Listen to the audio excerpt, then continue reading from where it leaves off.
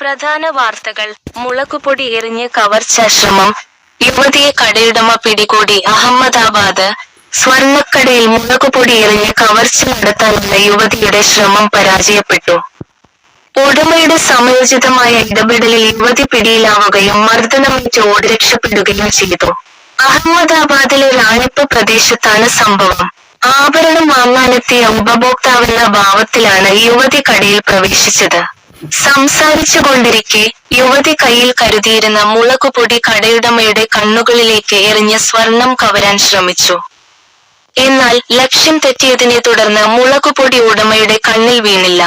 കവർച്ചാശ്രമം തിരിച്ചറിഞ്ഞ ഉടമ യാതൊരു മടിയും കൂടാതെ കൗണ്ടറിന് മുകളിലൂടെ ചാടിയിറങ്ങി യുവതിയെ നേരിട്ടു.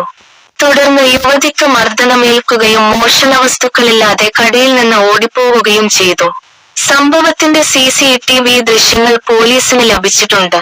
കടയുടമ പരാതി നൽകിയിട്ടില്ലെങ്കിലും ദൃശ്യങ്ങളുടെ അടിസ്ഥാനത്തിൽ പോലീസ് അന്വേഷണം ആരംഭിച്ചു. ന്യൂസ് 8 തിരുവനന്തപുരം.